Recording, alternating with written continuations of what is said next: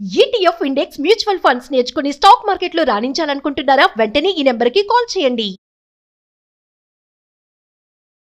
రాజేంద్ర ప్రసాద్ గారు, మామూలుగా ఏమంటారు అంటే కన్నా ఇందులో నిర్లక్ష్య లోపం అనేది చాలా ఉంది అనేది కనిపిస్తుంది అంటారు. ఎందుకు అంటే ఈ ఫిట్‌నెస్ టెస్ట్స్ అనేది చేస్తారు. ఒక సర్టిఫికేట్ ఇస్తారు. దీనికి ఒక మెయింటెనెన్స్ లేదు అనేది బాగా పడిపోయింది. ఆ నిర్లక్ష్యం వల్లే ఈరోజు ఇంత ప్రమాదానికి కారణం అయ్యింది. అవి ఏవి పట్టించుకోలేదు. ఇంకొకటి ఏంటి అంటే 5 రోజుల నుంచి ఈ విమానం తిరుగుతూనే ఉందట ఈ ఫ్లైట్. 5 రోజుల నుంచి. అంటే నిన్న కూడా ప్యారిస్ నుంచి వచ్చింది అనే చెప్తున్నారనమాట. అంటే దానికి ఒక సర్వీసింగ్ చేయలేదు. దాంట్లో మెయింటెనెన్స్ లేదు. రీసెంట్‌గా నిన్న ఒక వీడియో వైరల్ అయిపోయింది. ఒక ప్యాసింజర్ ఢిల్లీలో డ్రాప్ అయిపోయారు. దిగారు. అక్కడే ఆయన పంపించాడనమాట. ఒకసారి అంతా షూట్ చేసి చూపిస్తున్నాడు ఆ లోపల ఎలా ఉంది అని. అందరూ విసురుకుంటూ ఉన్నారు. ఏసీలు లేదు. ఏ మాత్రం కూడా ఏమీ పని చెయ్యట్లేదు. అంటే అప్పుడే ఇచ్చాడు. ఇంత వర్స్ట్‌గా ఉంది ఇక్కడ ఎయిర్ ఇండియా వాళ్ళ మెయింటెనెన్స్. చూడండి ఒక్కసారి మేమందరం ఎంత ఇబ్బంది పడిపోతున్నామో అని ఢిల్లీలో దిగిపోయాడు. నెక్స్ట్ అహ్మదాబాద్. ఇక్కడ ఈ ప్రమాదం జరిగింది. అంటే ఇక్కడ పూర్తిగా అందరికీ ఏంటి నిర్లక్ష్యమే కనిపిస్తుంది. డీజీసీఏ వార్నింగ్ ఇచ్చినా కూడా పట్టించుకోలేదు. అలాంటిదేమీ ఉండదండి. ఇది కొంచెం ఎగ్జాగరేషన్ చేసి చెప్తున్నారు. ఎందుకంటే ఈ ఇంటర్నేషనల్ సివిల్ ఏవియేషన్ రూల్స్ చాలా స్ట్రిక్ట్‌గా ఉంటాయి. ఐకాస్ రూల్స్ కానీ, డీజీసీఏ రూల్స్ కానీ, ఇవన్నీ కూడా ఎయిర్‌క్రాఫ్ట్ స్పెసిఫైడ్ టైమింగ్, తర్వాత స్పెసిఫైడ్ మెయింటెనెన్స్ షెడ్యూల్స్, ఇవన్నీ చాలా స్ట్రిక్ట్‌గా ఉంటాయండి. స్ట్రింజెంట్ రూల్స్ ఉంటాయి. అవి పైలట్స్ మీద ఉంటాయి, ఎయిర్ ట్రాఫిక్ కంట్రోలర్స్ మీద ఉంటాయి, తర్వాత రన్వే మెయింటైన్ చేసే వాళ్ళ మీద ఉంటాయి, ఎయిర్‌క్రాఫ్ట్ మెయింటెనెన్స్ స్టాఫ్ మీద ఉంటాయి. ఏ విధంగా మీరు అన్నట్టు ఎయిర్‌క్రాఫ్ట్ ఇది చాలా 4 మొత్తం 5 రోజుల నుంచి తిరుగుతుంది అన్నా కానీ అట్లాంటిది ఏమి ఉండదండి. ఒక ఎయిర్‌క్రాఫ్ట్‌కి డెసిగ్నేటెడ్ టైం ఉంటుంది. ఇది ఇన్ని గంటలు మాత్రం ఫ్లై చేసిన తర్వాత ఇన్ని గంటలు దానికి సర్వీసింగ్ చేయాలి, తర్వాత ఇన్ని గంటల తర్వాత దానికి ఓవర్ హాలింగ్ చేయాలి. ఇవన్నీ షెడ్యూల్ ప్రాక్టీస్ ఉంటాయండి. అవి లేకుండా ఉంటే ఫ్లైట్ అసలు టేక్ ఆఫ్ కాదండి. ఎందుకంటే మొత్తం ఆటోమేషన్ ఇవాళ రేపు ఒక ఎయిర్‌క్రాఫ్ట్ ఇన్ని గంటలు తిరిగింది అంటే దానికి అన్ని గంటల తర్వాత మళ్ళీ దాని తర్వాత నెక్స్ట్ మెయింటెనెన్స్ షెడ్యూల్ ఉంటుందండి. ఆ మెయింటెనెన్స్ షెడ్యూల్ కానీ అది చేయకపోతే అది విమానం బయలుదేరడానికి కుదరదండి, వీలవుతుంది. ఇవాళ రేపు అన్ని ఆటోమేషన్ అయిపోయినాయి. మనకు వెహికల్స్ ఎలాగో డ్రైవింగ్ లైసెన్స్, తర్వాత ఇన్సూరెన్స్, ఇవన్నీ ఎలా ఆటోమేషన్ అయిపోయినాయో ప్రతి ఎయిర్‌క్రాఫ్ట్ కి మొత్తం కంప్లీట్ డేటా ఉంటుందండి. ఇంటర్నేషనల్ సివిల్ ఏవియేషన్ రూల్స్ చాలా స్ట్రిక్ట్ గా ఉంటాయి. వాళ్ళు ఏమాత్రం ఎయిర్‌క్రాఫ్ట్ కానీ, సేఫ్టీ కానీ, స్టాండర్డ్స్ లో ఒక్కటి కానీ మిస్ అయినా కానీ ఎయిర్‌క్రాఫ్ట్ ని గ్రౌండ్ చేస్తారు. గ్రౌండ్ చేసి మళ్ళీ తిరిగి అది సర్టిఫికేట్ అప్లోడ్ చేసిన తర్వాతనే అది టేక్ఆఫ్ చేయగలదు. అలాగే పైలట్స్ కూడా స్టాండర్డ్స్ చాలా స్ట్రిక్ట్ గా ఉంటాయి. వాళ్ళు విమానం ఎక్కే ముందు వాళ్ళకి బ్లడ్ టెస్ట్ చేస్తారు, బ్రీత్ అనలైజ్ చేస్తారు, ఏమైనా ఆల్కహాల్ తీసుకున్నారా అని, డ్రగ్స్ ఏమైనా తీసుకున్నారని ఆ టెస్ట్ చేస్తారు. తర్వాత వాళ్ళ ఫిజికల్ హెల్త్ చెక్ చేస్తారు, వాళ్ళ బాడీ పారామీటర్స్ ఎలా ఉన్నాయి, తర్వాత బీపీ ఎలా ఉంది, మిగతా అన్ని పారామీటర్స్, వాళ్ళు రాత్రి నిద్రపోయారా లేదా అంతకుముందు రాత్రి, ఇవన్నీ చేస్తారు. ఎందుకంటే ఇవన్నీ హ్యూమన్ సైకాలజీ కూడా ఇంపాక్ట్ అవుతుంది ఫ్లయింగ్ మీద. సో వాళ్ళకి సఫిషియెంట్ రెస్ట్ ఉందా లేదా, ఇవన్నీ పారామీటర్స్ చూసి వాళ్ళని కంప్లీట్ గా వాళ్ళు మెడికల్లీ ఫిట్ అంటేనే వాళ్ళని కాక్పిట్ లో పంపిస్తారండి. వాళ్ళకు కూడా సఫిషియెంట్ రెస్ట్ ఇస్తారు. వాళ్ళకి రెస్ట్ లేకుండా మళ్ళీ వాళ్ళని తిరపరు. అలాగే విమానానికి కూడా సఫిషియెంట్ రెస్ట్ ఇస్తారు.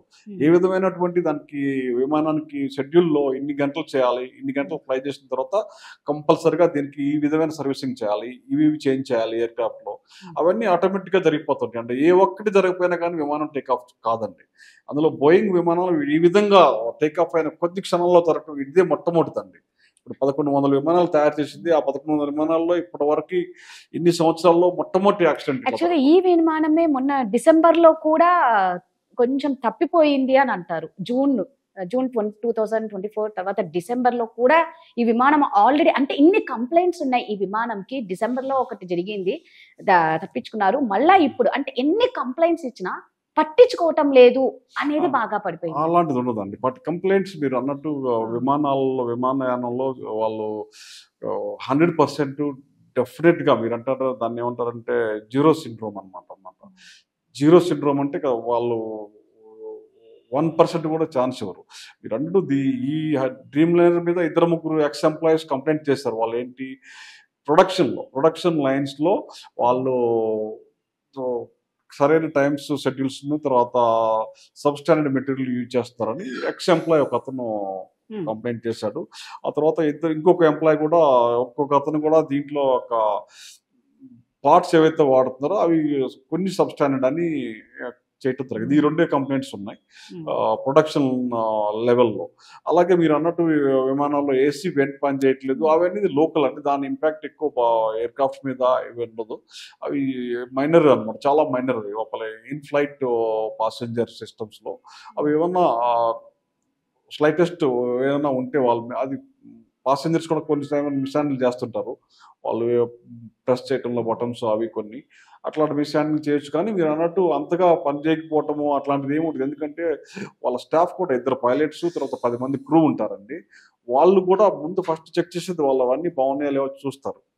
చూసి మనలాగా ఇప్పుడు ఇంతమంది ప్రయాణికులు తర్వాత అందులో వివిఐపీస్ కూడా ఉంటారు, అది ఇంటర్నేషనల్ ఫ్లైట్ అండి ఇది.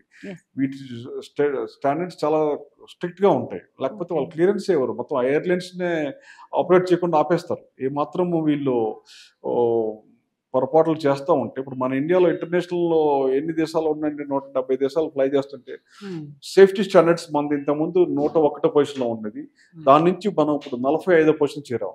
అంటే strict safety standards international aviation ICAO rules లో మనం ఇప్పుడు 101 నుంచి 45వ స్థానానికి మనం వచ్చాం. అంటే మనం సేఫ్టీ స్టాండర్డ్స్ బాగా పాటిస్తున్నాం అనమాట.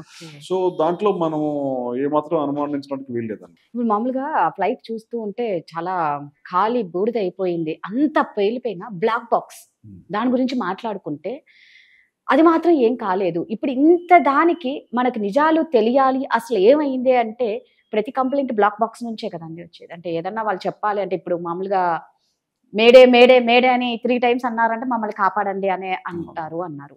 అంటే ఇప్పుడు ఈ బ్లాక్ బాక్స్ నుంచి మనకి ఏమన్నా సమాచారం రావడానికి ఉందా, అసలు అక్కడ ఏం జరిగింది అనేది? తప్పకుండా అండి. ఈ బ్లాక్ బాక్స్ లో మీరు అన్నట్టు కాక్పిట్ వాయిస్ రికార్డర్ ఒకటి, తర్వాత ఫ్లైట్ డేటా రికార్డర్ ఒకటి, ఈ రెండిట్లోనూ మనకి కాక్పిట్ వాయిస్ రికార్డర్లో పైలట్, కో పైలట్, తర్వాత క్యాబిన్ క్రూ వాళ్ళు ఏం మాట్లాడుకున్నారు ఆ చివరి క్షణాల్లో, ఆ చివరి 33